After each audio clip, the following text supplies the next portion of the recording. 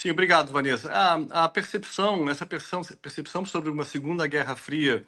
que seria menos ideológica e mais de disputas hegemônicas de poder econômico, né, comercial, tecnológico, ela se desfaz um pouco a partir da eleição do novo presidente, né, americano, que lança pontes de diálogo com Moscou, busca recuperar a relação dos Estados Unidos com Moscou e, aparentemente, desfaz lentamente essa perigosa evolução para uma Segunda Guerra Fria, que isso é uma opinião minha, digamos assim, não é, não sou a pessoa talvez mais embasada para teorizar, mas é uma percepção minha, que a partir do momento em que o novo presidente americano assume e lança as pontes de diálogo com a Rússia, que é o que o Brasil sempre propôs como solução para a guerra na Ucrânia, se desfaz um pouco a ameaça iminente de que a guerra na Ucrânia, dentro dessa nova lógica de disputas não tanto ideológicas, mas mais hegemônicas, né, econômicas, comerciais e tecnológicas, ela perde um pouco a ameaça, por exemplo, de uma conflagração nuclear, ou do risco de que a guerra na Ucrânia pudesse, inclusive, extrapolar para uma conflagração nuclear, que é uma preocupação que o Brasil sempre teve. Muita gente diminui esse risco, mas eu acho que esse risco não pode ser diminuído quando você está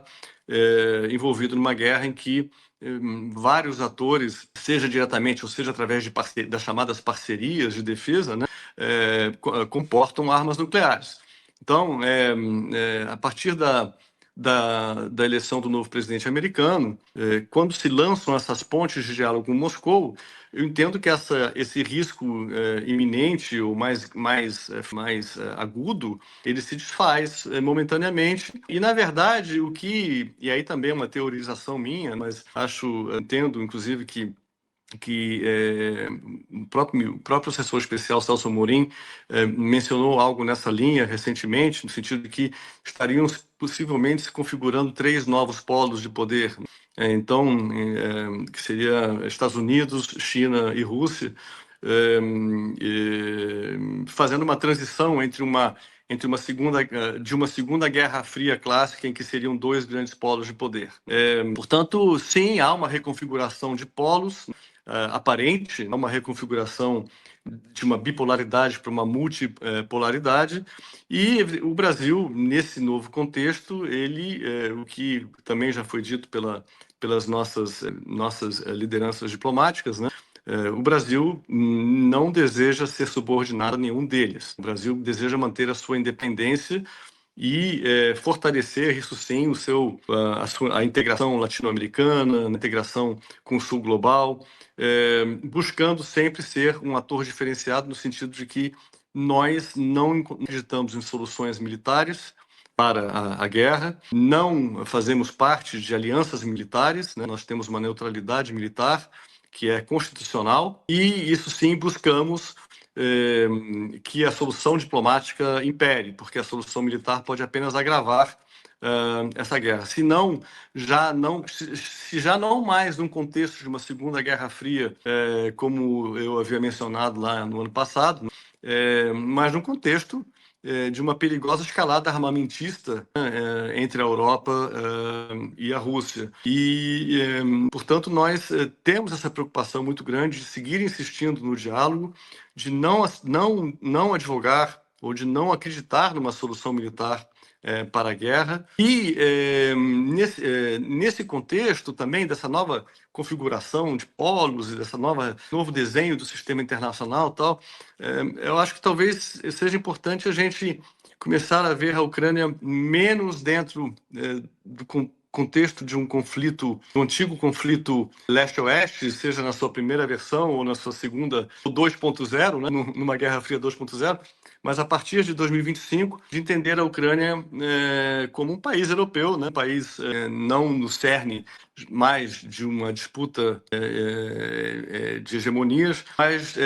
um país europeu que está num processo de acessão, de adesão à União Europeia, com grandes potenciais, com um eixo cidadão importante com o Brasil, com grandes potenciais na área econômica, industrial, aeroespacial, tecnológica, educacional. E nós tínhamos, antes da guerra, muitos estudantes brasileiros em universidades ucranianas, e vice-versa. Portanto, não sei se eu respondi bem a sua indagação, mas acho que as coisas estão evoluindo muito rapidamente e de uma primeira visão de um conflito leste-oeste clássico que seria, na guerra da Ucrânia, uma nova versão desse conflito leste-oeste, sem tanto componente ideológico, mas mais com componente de disputas hegemônicas, comerciais, econômicas, e hoje com uma nova reconfiguração de polos. O importante é que o Brasil jamais aceitou e jamais deseja estar subordinado a nenhum desses contextos. O Brasil sempre quis uma política externa independente, nunca aceitou estar, digamos, na margem de um sistema bipolar, né? E também não quer estar, digamos, no contexto da Guerra Fria 1 e 2, e também não quer estar à margem de um contexto tripolar, digamos, ou de polos que se formam e que podem determinar as regras do jogo alheios aos interesses do Brasil e, no contexto mais amplo, dos interesses do Sul global. Portanto, é uma posição de defesa também do interesse nacional brasileiro.